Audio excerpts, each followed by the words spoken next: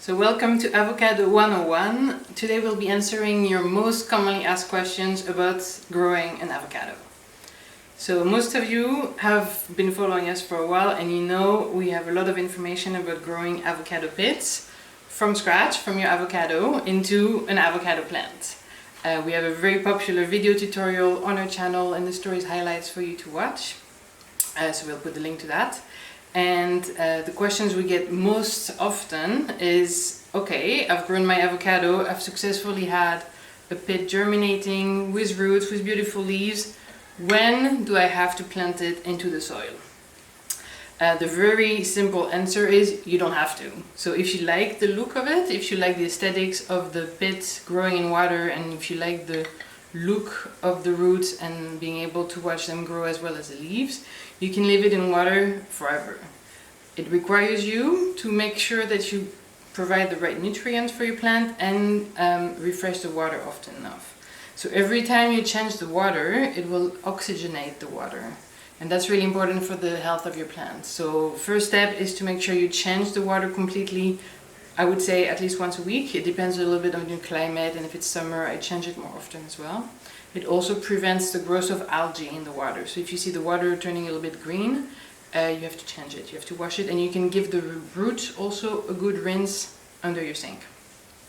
And then the second part is nutrients. So in tap water, there's probably not a lot of minerals and nutrients that your plant can use. So it's good to supplement it. People always ask us what product we recommend. So we have our own brand of plant food. So this one is organic. It's based on sugar beet, so beetroot extract. And it's really concentrated, so you just have to put like 1 or 2 drops in a glass like this every week. So every week when I change the water, I use a little dropper. So this one has a little eyedropper on it. And then you just grab 1 or 2 drops of it, put it in the water, and that's good to go. You don't have to use this one. Of course, there's other types on the market. I would recommend don't use a synthetic one. You can risk burning the roots if it's too concentrated and too aggressive. So I would definitely recommend going for organic. So that's for when you have to plant it in soil. So if you want, you can keep it in water forever. If you want to put it in soil, of course, that's also possible, and we'll show you how. So what you're going to need if you want to put your plant in soil is a pot. So we like terracotta because it's easy, it's cheap, you find it everywhere, it's really easy to take care of. You're going to need soil. I'll move this one over here. So potting soil, and you're going to need your avocado plants. So most people ask me, okay, but now that my plant has grown, how do I get it out of the germination plate and into the soil? It's really easy. So the roots are the part of the plant that grow the fastest. So even if I pull on it and I damage some of the roots on the way, they will grow back really fast. So it's not a problem if you have to pull on it and then some of the roots break or they look damaged. It doesn't really make a lot of difference for your plant because these roots are water roots. So they're meant to absorb the nutrition from the water. There are different types of roots than roots that grow in the soil. So when you plant your plant in soil, the plant is going to have to grow different types of roots anyways. So even if you lose some of them, even if you lose half of them, it won't really matter for the long term because the plant will grow new roots. So you're going to need your plant. This you can put aside, and of course you can reuse the plate for a different plant. You can try a different fruit, try a different type of pits that you would like to give a try. So maybe a mango seed, another fruit, citrus, lychee, jackfruit, all kind of different fruits are possible, but also flower bulbs, there's lots of possibilities. And you can also try cacti in water. So a cactus you'd think only for in very dry soil, but no, it can also grow just fine in water. Anyways, so this we'll put aside. And when I plant the plants into the soil, I like to put more than one in the pot. Of course you can do just one, but I think it looks nicer if you use more. So I'll just grab a few. I have some that are already done, and for all of them I'll just pull them out. And I brought these because I wanted to show you, I get the question also, my pit is turning green, is that a problem? No, no problem at all. It becomes green when it's in contact with the light.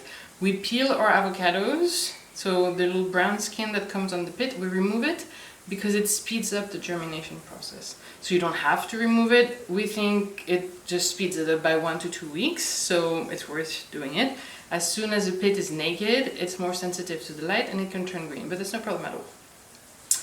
And I also get the question, okay, but if I cut into my pit with my knife when removing it from the fruit, does it matter? It doesn't matter at all. So even if you have a huge scratch, a big knife mark, half of the pit missing, that usually doesn't make any difference for the plant, so you don't have to be extra careful removing it from the fruit without bruising it or without making any marks in the pit. So that doesn't matter at all.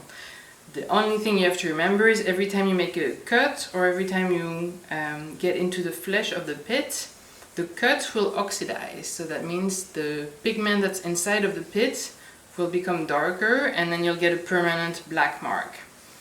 We like to play with this, so we also laser into the pit. So for instance, this one has a little text laser into it. And this mark is then permanent. So as soon as the flesh is damaged or cut or burnt into, it will stay black. So you can use that to make messages with a knife or a pin or a needle to personalize your pits. So we're going to remove these ones also from the plate. So again, even if some roots break on the way, so here you have little pieces that are left in the water, like these. No big deal, your plant will grow new ones. So that's 2. 3, and this one, it's the same. I'm leaving some behind, no problem at all. So now I have my 3 plants, and I'll start by putting a bit of soil into my pot. We like these ones because they have a drainage hole. If you don't use a pot with a drainage hole, if yours is closed, I really recommend you to use some ceramic beads, so these guys, at the bottom of your pot to facilitate drainage. Otherwise you risk watering your pot too much, the water can't escape, and then you get root rot. So I start by putting some potting soil at the bottom of the pot.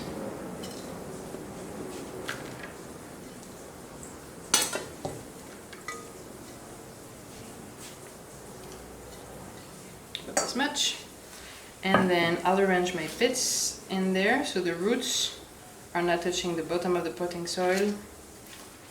And then I'll fill the rest around it. And I also get the question, how deep should the pit be inside of the earth? Again, it doesn't really matter. So you can bury the pit all the way under the soil level if you want to, or you can keep them visible because you think it looks nice. Eventually, no matter which technique you use, the pit will completely disappear. So it will be absorbed into the soil. The nutrients, the energy that's stored into the pit will eventually just become part of the soil and you won't see the pit at all anymore. So on a full-grown plant, if you see an avocado tree in the wild, you don't see the pit at the bottom of it. It just completely disappeared. So after a few years, you can expect the pit to be gone entirely. So whichever method you choose, it doesn't really matter. I like to keep mine sticking out a little bit because it reminds me of the origin of the plant. So I make sure it sticks out a little bit on the top.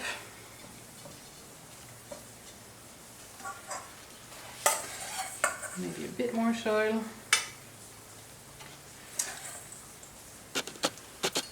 And so as I said, the plant has to make a different type of root. It has to transition from water roots to soil roots, and in that process it costs the plant a little bit of energy. So if you notice your plant at the beginning of the transition period is looking a little bit sad, a little bit droopy, don't worry, it should catch up, but you have to make sure that the plant stays quite moist in the first few weeks, because then it's easier for the plant to still get access to that water from its original water roots. So you can be quite generous with the water in the first few weeks. In general, I keep my avocados moist all the time, so not dripping wet, but the soil has to be moist at all times.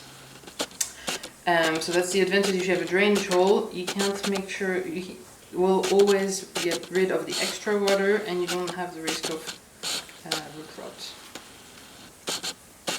So in the first couple of weeks, keep it quite moist, more moist than you would normally for plants like this. And then after it's transitioned, it's grown new soil roots, you just keep it lightly moist at all times. So that's your plant. Alright, pruning. So I've gotten also questions about pruning your avocado plant. Pruning means cutting off some parts of the plant, sometimes to give it shape, sometimes to encourage side growth. So by default, your avocado pit, when it grows, it will grow one stem out of one pit. That's fine. But sometimes what you get is a plant that looks a little bit like, I call it a Wi-Fi antenna. So a really tall plant with just one big stem and leaves at the top, of course, but it's not very gracious. Like, it just looks naked at the bottom of the plant. And if you keep it like this, it was gonna stay just a little bit bare. I don't find it very lush, very fluffy. So what I like to do is to prune the plant, and that just basically means cutting the stem off so that you encourage side shoots. So for instance, on these guys, this was the first stem that grew from this plant, and I trimmed it here. So you see that's the cut part of the stem, and then the plant recuperated and put out two side shoots. So now I have two stems instead of one really tall antenna looking stem. This is the same on this plant. So this is the original stem. I hope you can see it. I trimmed it, and then it put out two new side shoots, and it's even putting out little side shoots here at the bottom that will also grow into new branches. And this one, I trimmed it, so this was the original stem here. You can see it's a bit brown at the top, and then it put out three branches. So when I trimmed it, it put out even more shoots, and then you get a really nice lush plant. So that's the goal with pruning, is to encourage the plant to give it side shoots. When do you have to do it? It's up to you. Sometimes I just pinch the first shoot that comes out of your avocado pit. So the moment you see green, you can just pinch it with your finger. It's really tender at that point, really soft. And then, of course, it will delay the moment when you really have a stem, but when you do get one, it's more likely to be twins. It's more likely to be a branched out stem. You can also just let your avocado grow, and at this stage, even if it's this big, you can still prune it. So that's no problem. The plant has a lot of roots, it still has lots of energy in the pit. At this point, I will just trim it, and then you can trim it at different heights, of course, but I will prune at the height at which I want the new branches to start forming. So not too high, otherwise it will still look a little bit naked on the stem. I'll just prune it here, and it hurts a little bit. It just breaks my heart to cut the plant at this stage, but I know it will grow back stronger and more beautiful with two branches. So this, I just trim it. I'll discard those leaves. There's no point, you don't really have any use for them. And then keep this one in the sun, plenty of water, good care, and it will soon start to make new branches from this little stump. So that's pruning your avocado pit. And you can do it in water, and you can do it when it's already in the soil, it doesn't matter. One more question I get is, what are the ideal growing conditions for avocado trees? So avocados are tropical plants. They grow mostly in warm countries. In nature, they become huge trees. If you grow them indoors, they're not going to become really big. But they still like warm conditions. So if you're living in Northern Europe like I do, they're not going to be surviving outdoors in the winter. You have to bring them in the winter. They like bright light, so they can handle direct sunlight. If you see that the leaves become red, that's a sign that they're getting too much light and they're getting sunburned. So you can filtrate the light a little bit. They're not going to thrive if they're getting too little sunlight. If you see that the stem is becoming really thin with really few leaves, it's a sign that the plant is searching for the sunlight and it needs more light to thrive. So that's for the light. So temperature, it will never survive freezing. You have to bring it back indoors when the temperatures outside are dropping to below 10 degrees. It's time to bring them in.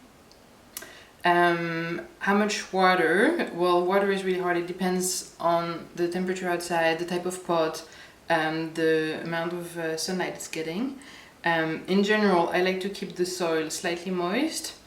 Water is one of the hardest things to get right with your houseplants, if you consistently fail at watering your plants properly, I recommend getting a little watering meter. So the ones we like are those. They're from Sustee, it's a Japanese brand. You stick them in the soil, and it's got a little window on top, and when it's white, it's a sign that you need to water it. And when they're blue, like this one, so this one is already in the pot, the water is sufficient in the pot. So as long as the sensor is blue, you keep it as it is. When it turns white, it's time to water.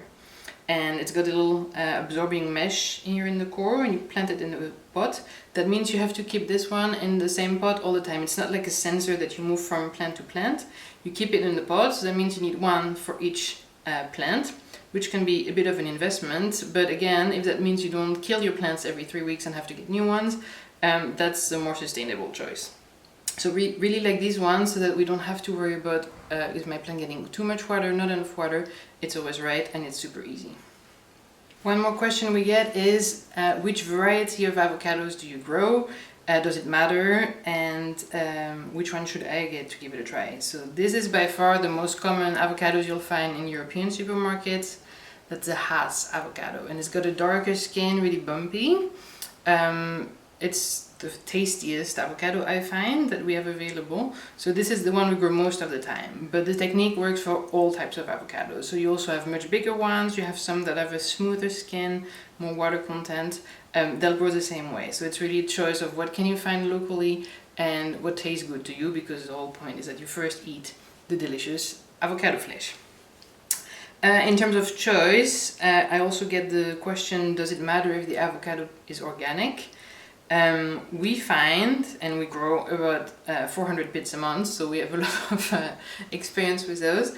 Organic pits tend to grow faster and give out bigger plants. So you don't have to, but we find that it makes a difference in the speed and the strength of the plant when it's finished. If you get a really small pit, you tend to get really small leaves as well. But it's still going to grow in the same manner and using the same method that we share in the video tutorial. So organic is probably better for the planet as well. If you get the choice, do it. If it's not organic, it will still grow, that's no problem. And finally, a question we get all the time is, when do I get my avocados? How long does it take for me to harvest fruit from my plant? The bad news, if you live like us in a northern European country, you're not gonna get fruit ever. In the wild, so in nature, in its natural habitats, for instance, Mexico is a big producer of avocados, Chile. Warm countries, it takes about 7 years for a plant to mature from pit to full-grown plant and start producing fruit. But that's ideal growing conditions. Indoors in a pot, with the light condition that we get here in the northern hemisphere, you're not gonna get fruit. So if you grow it because it's fun, because it's beautiful, because you like growing new life with your hands in your own house and watching the plant develop and become beautiful, but don't expect a harvest anytime soon. If you're lucky enough to live in a beautiful, warm, sunny, tropical country, then you do have a chance of harvesting plants. It's most likely to happen if you have your plant in the soil, so in the full ground, or in a really large container. So I hope I've answered most of your questions about avocados. At least that's the questions we get most often. If you have a question we've not covered in this topic, let us know. You can send the questions directly through Instagram, and then we'll do a follow-up and add the answers here. We'll have a link to the tutorial that we have, the video tutorial about how to grow avocado pits, and then also link to the products that we used that you might find useful as well for your own growth experiments. And have fun. They make a great gift, they make a great home decor, so I hope you give it a try and then let us know how it goes for you. And we'll also put a link to the video on Vimeo, because on Instagram I can't subtitle, I can't do different languages, but on Vimeo I can add the French and Dutch language like we do for all other videos in the subtitles, so you can read it in your own language.